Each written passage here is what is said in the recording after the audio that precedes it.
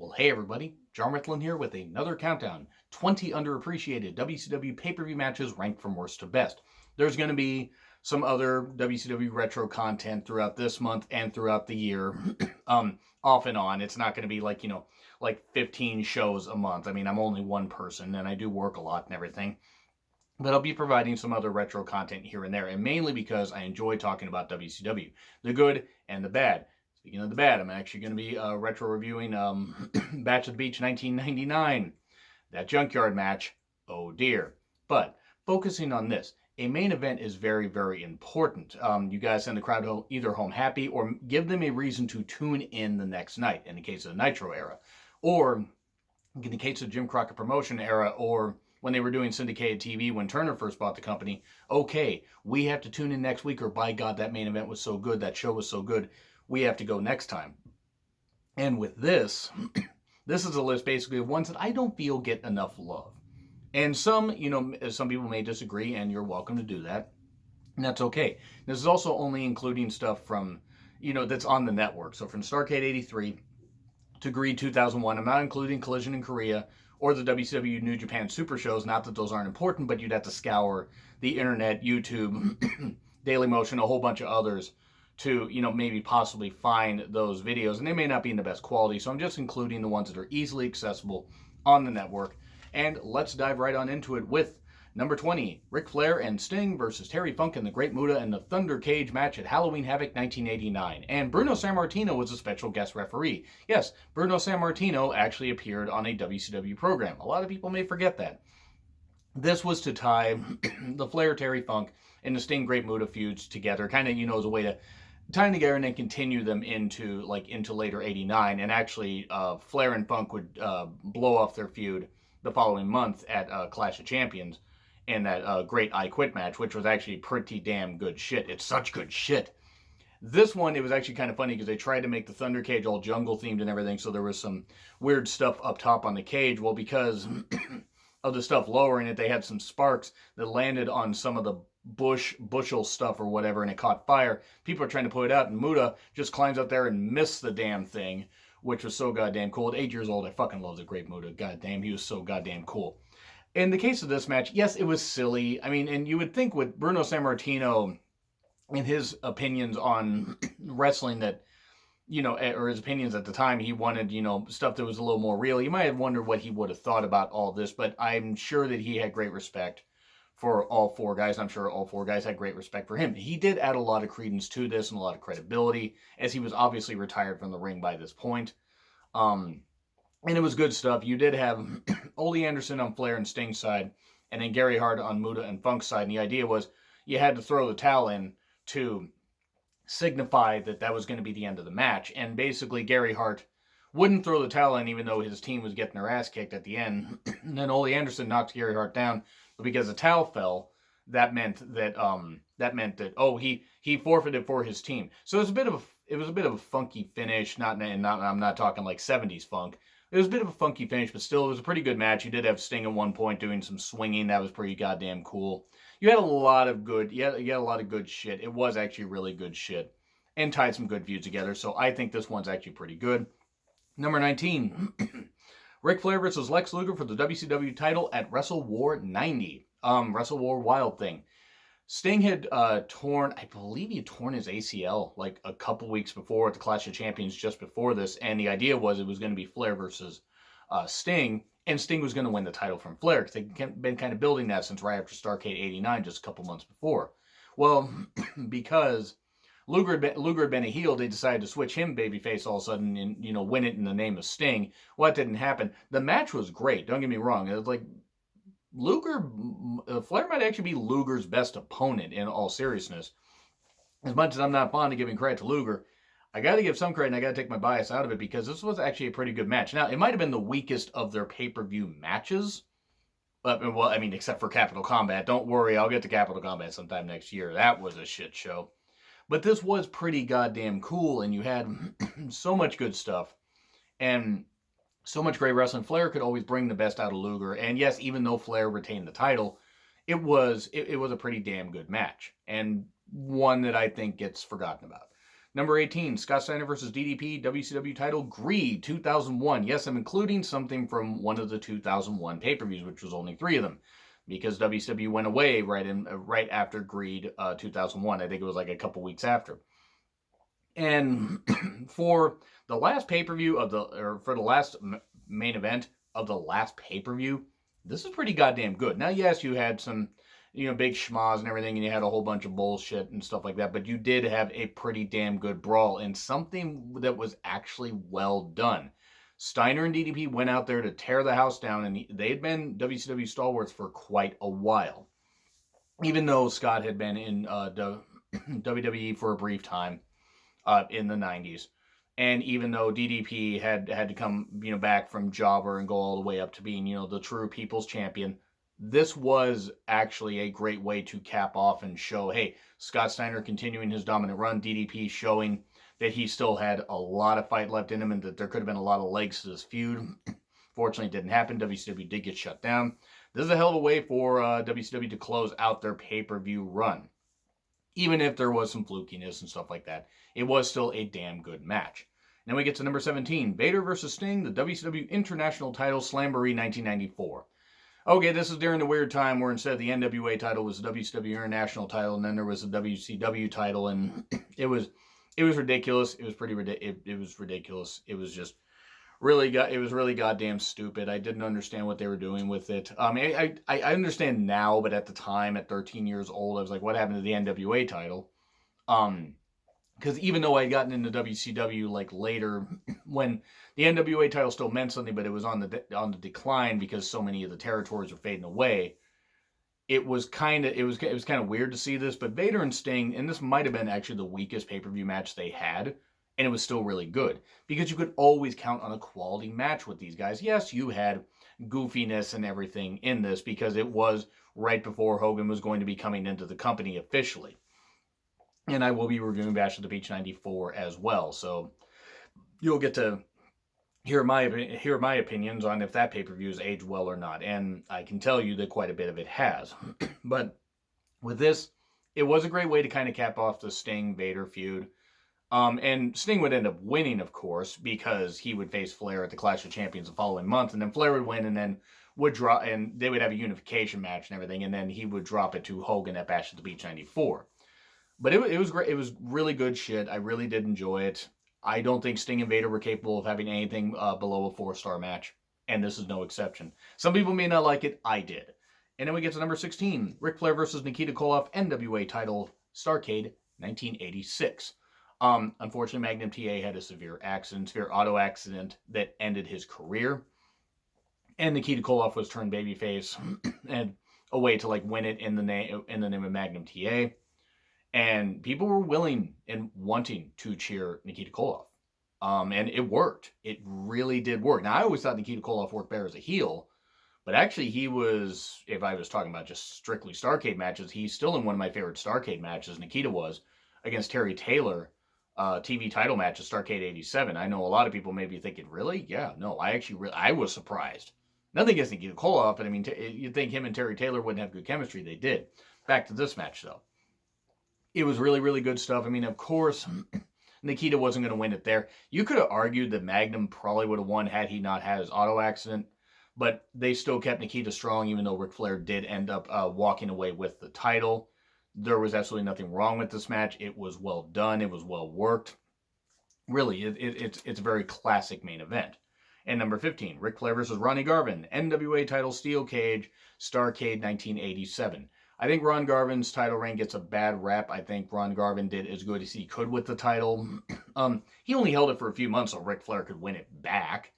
But that's not the worst thing in the world. They had hot potato the NWA title before. Not just Jim Crockett Promotions, but in general before that.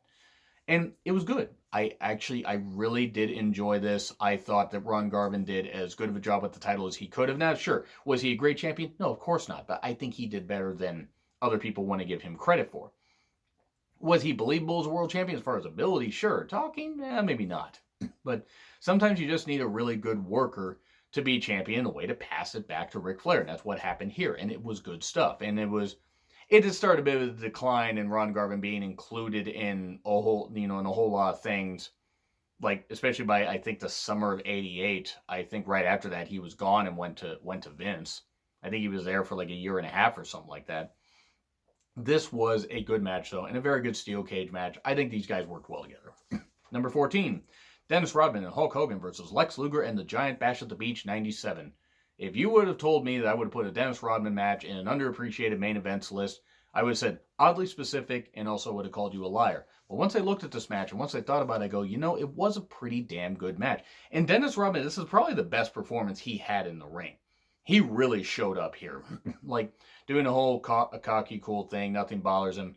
And then he locks up with Luger eventually and does an arm drag, and the crowd explodes, commentary explodes. And I gotta say, Rodman did pretty well. Now, he was not a trained wrestler. Obviously, he's a very good athlete. But on this night, for one night, he did pretty well. Now, Hogan and Rodman versus DDP and Malone the following year was good, except Rodman was messing up a whole lot, so Malone was really having to carry him, which is saying something, because Rodman was supposed to be the more experienced of the two, I guess, in the ring. But with this, it was really, really nice because they did some good stuff with this match, and Luger and the Giant winning was a bit shocking.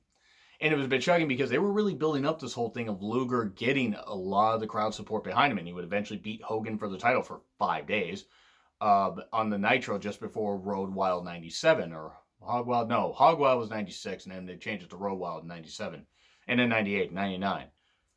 That was a great idea. Let's just do that pay-per-view at Sturgis and get no money from the fans. I wonder why WCW went out of business by doing that kind of stuff. This was good, though. Very enjoyable match. I can't see anything wrong with it. I mean, even with Rodman not being all that great. Because on this night, he actually showed up.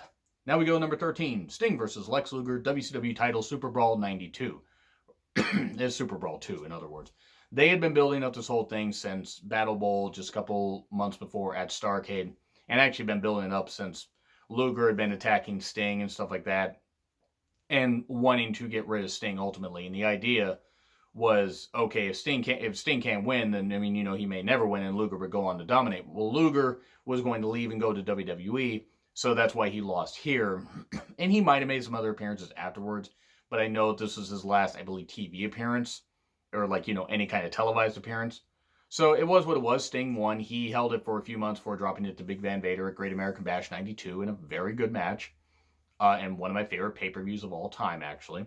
Yes, it was centered around tag team action, but it was really good. This was a good match, and considering how this pay-per-view was, it was hit and miss, more hit than miss, but I liked this match and thought it was good. And then we get number 12, Flair versus Randy Savage, Great American Bash 1995. This was kind of their way of doing the whole, they were, Great American Bash and then Bash at the Beach and this kind of stuff. And it was a way that they continued their feud, and Flair and Savage could always have good matches. You really couldn't get anything bad from these guys. I mean, you probably could have had you put them in the ring together and say if Savage you come back to WWE and you had Savage versus Flair in 04, 05, that might have not been good. But really, even in WWE and in WCW for a number of years, they had some great, great matches. This was no exception. Randy's father got brought into this whole thing because you had to have the family dynamic, because Savage was always very loyal to his family, and to a fault, but good, because Savage was just that kind of guy. This was a way kind of to continue their feud, and it was really well done, and I really liked it. And then we get to number 11, the Four Horsemen. Well, it was Larry Zbyszko, even though he wasn't a member of the Four Horsemen yet, even though he kind of was, because then he would join Arn Anderson as the Enforcers later. But anyway, Larry Zbyszko, Barry Windham, Ric Flair, and Sid versus Pillman, Sting, and the Steiners in a War Games match at Wrestle War 91. This is a famous one where Sid picks up Brian Pillman for the powerbomb, but drops him right on his goddamn head.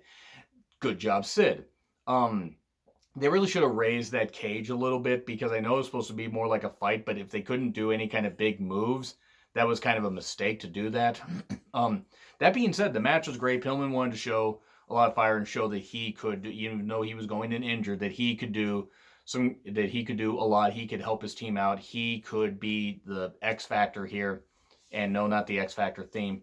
But even though it was a great theme, Pillman wanted to show that even though he was smaller, he could compete and he could do well. And the match was great. It was a typical War Games match and everything. It did end with Pillman basically being knocked out and everything, and you had to have El Gigante, aka Giant Gonzalez, run in there and do some stuff, and we'll try to save Pillman because it was his buddy. I don't know why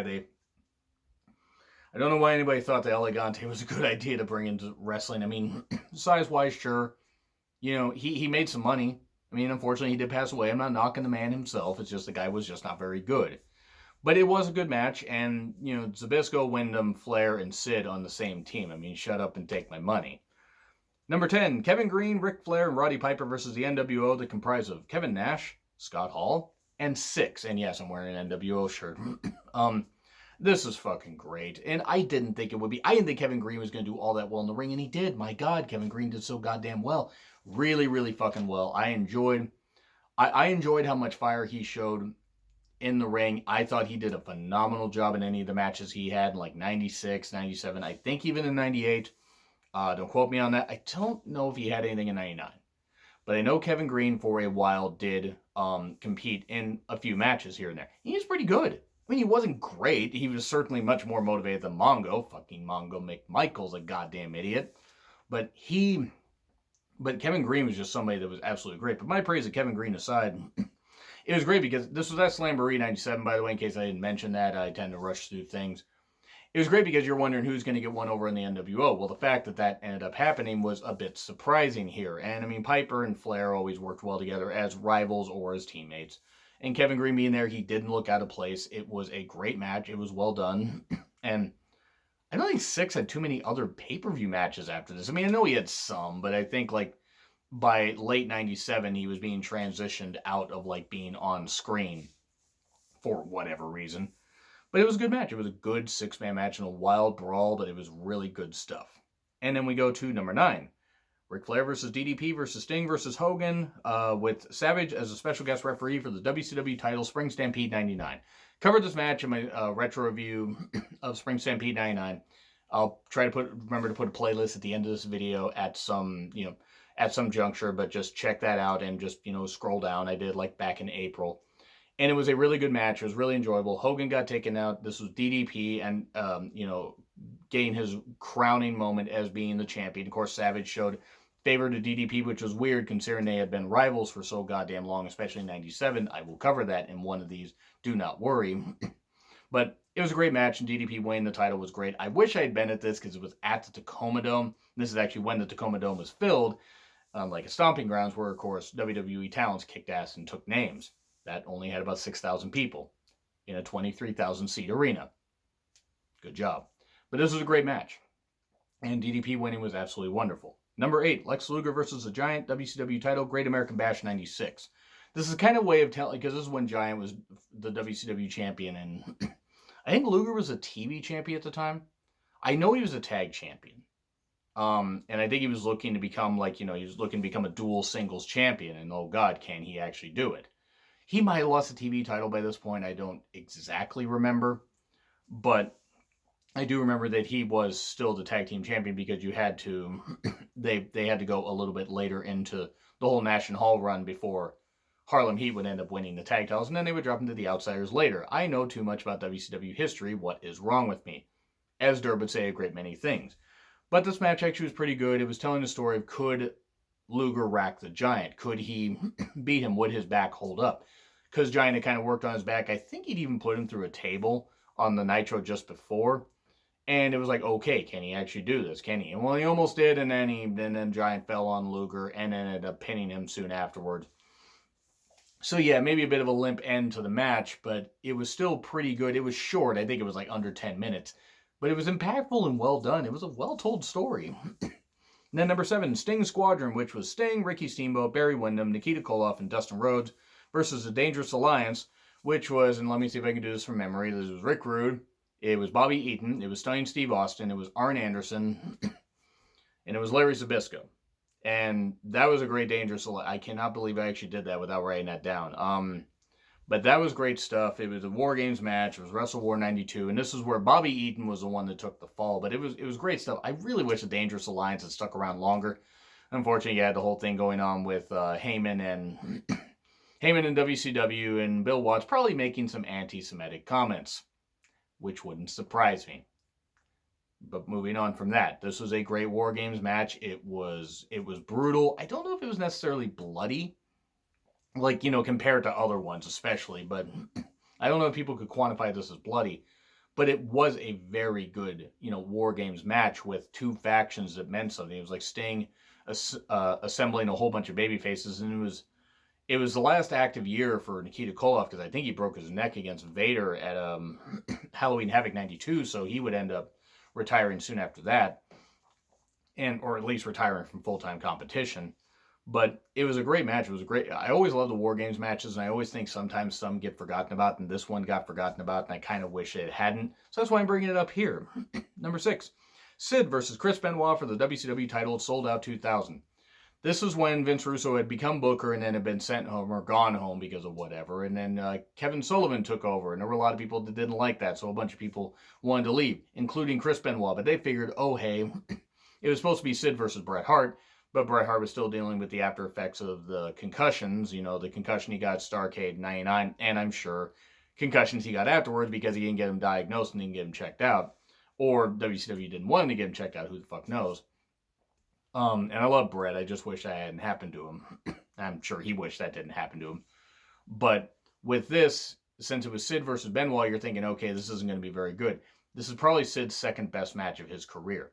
I would argue that the Sid-Shawn Michaels match at Survivor Series 96 eclipses this because of the crowd reaction and everything. But this was pretty damn good. And because they wanted Benoit to stay, they were like, let's give him the WCW title. But then he's like, no, I'm going to go. So they had to do another. They had to have the title vacated, and Sid won it, I believe, from Kevin Nash in it was either a powerbomb match or something like that. I think it was a powerbomb match. But he won it from him soon afterwards. And I think Sid's 2.5 month title reign was the longest reign of 2000. Yeah, it was 6 or 7 vacancies for the championship. No, seriously. That's what happened in 2000. That was ridiculous. It was a great match, though. Benoit chopping down the bigger Sid using his power, powering out of some stuff, and some great exchanges and everything. And then even an out where Sid tapped out to the crossface, but his foot was under the rope, and then that's how they used it when Benoit left, and they had to create another champion. Because WCW was spiraling the fuck out of control by that point. Great match, though. Number 5, DDP versus Randy Savage, no DQ match, Spring Stampede 97, the first of their epic trilogy. And it was the first match, and DDP won. And I think DDP has even said in interviews, it's like, what would you like to do or whatever? And, saying to Savage, what would you like to do? And Savage says, I think I'd like to take the diamond cutter tonight. I'm sorry if I can't do a great Randy Savage impression. I'm still very tired. But that's what happened. So even though there was, the typical, oh, what's going to happen? Oh, NWO is going to do this and this. Nope, DDP beat him. 1, 2, 3. Yes, Savage won the next 2 matches, but that elevated DDP. He was a fucking made man after this. I mean, he was a made man even before this. That feud with Savage really helped, and this was the kickoff point, and it was great stuff. Such good shit.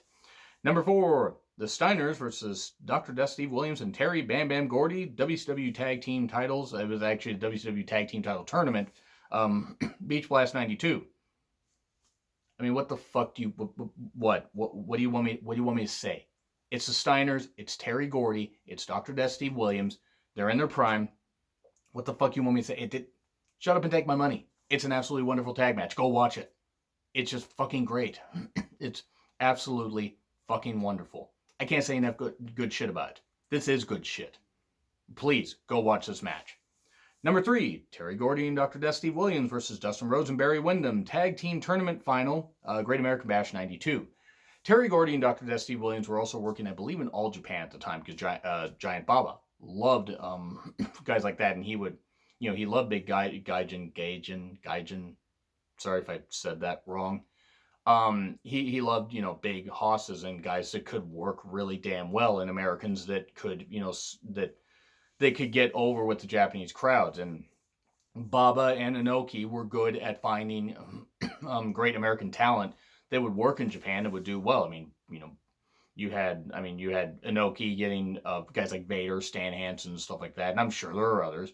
But Terry Gordy and Dr. Death Steve Williams get forgotten about as being one hell of a team, and they were really goddamn good. I mean, both made, I'm sure, a fortune in Japan. Because Japan was willing to pay up the you-know-what, because they were, All Japan and New Japan at that point were really on fire business-wise, and were making a ton of money.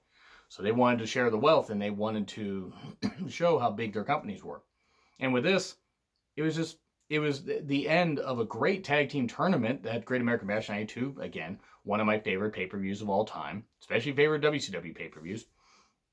It was just absolutely great. Please go watch this match. And then we go to number 2, Ricky Steamboat versus Ric Flair, WCW title, Spring Stampede 94. The most criminally underrated Steamboat and Flair match that I can remember hearing about. That's at least available on the network. People talk about their epic trilogy in '89, and don't get me wrong, great trilogy. People talk about their matches that they had before in Jim Crockett Promotions. People talk about the matches they could have had Steamboat not bounced around the company a little bit, like after that. I mean, but because he did go to WWE in '91 a little bit, then came back in '92. But this is so criminally underrated. I just do not understand why people don't talk about this match as one of the best, because it truly is one of the best. These guys tore it up, and even at this stage of their career, I mean, Ricky Steamboat had to retire a little bit later due to a back injury that he would rehab, but he was like, well, I'm 40, I'll rehab it, but I want to retire. Because at that point, he had some other business ventures and everything. He wanted to raise his kid, and then the whole thing with his wife, his bit of a bitch wife, went downhill. I mean, well, his wife at the time, I don't know if he's remarried or not. I don't pay attention to that. But Flair and Steamboat tore it up here and just reminded everybody, it's like, you really can't question how good these guys are. And I actually retro-reviewed this one as well, and it's like, my God, the match is just so fucking great. Please watch this match. But it's not number 1. Number 1 is Goldberg versus DDP, WCW title, Halloween Havoc 98. Now, I almost swapped them and put this at number 2. But Goldberg and DDP at Halloween Havoc 98 basically saved the show. Now, a lot of people on pay-per-view didn't get to see it because it got cut off due to the whole runtime being, going way, way too long, and, the pay-per-view got cut off, and they had to show it on Nitro the next night. But anyway, with this, it was the most vulnerable that Goldberg had been, and, especially on pay-per-view. And DDP, I would argue that DDP should have won the title here. That this should have been the end of the streak. And then you could have had Goldberg versus DDP at Starrcade 98, and Goldberg could have won, and then gone on a whole nother run. DDP ending the streak actually probably would have been better. Now, I mean, I'm sure that maybe they would have asked DDP and he would have said no, or who knows what the deal is. But it's like that whole thing of like, DDP working on Goldberg's shoulder, Goldberg going for the jackhammer, DDP slipping out, that diamond cut, the crowd, I get goosebumps just thinking about it. The crowd absolutely lost it because they were like, this is it. I thought it was it. I was watching the pay-per-view, and boy, was I disappointed when that pay-per-view got cut off. It wasn't cut off for everybody. I think it was cut off for most people. I did get to see the rematch though. I got to see the replay when it replayed on Nitro the next night, and that was the last time that Nitro won a ratings war against WCW. Even though it was close after that, they never won again. But with this match, it showed a different side of Goldberg. DDP could get a lot out of Goldberg. He was able to make Goldberg look vulnerable while also looking like $1 million. And I think the crowd was really starting to turn against Goldberg here because they were booing. Well, some were cheering, but some were booing when DDP didn't win. You could argue DDP should have broke the streak, but that's what I'm going to say, and that's going to be the end of the list right here. So what do you guys have to say? Agree, disagree with what I said? What are some underappreciated WCW main events that you feel don't get talked about all enough? WCW pay-per-view main events, that is. Like, share, subscribe, Twitter handle in the description, and I'll see you soon, guys.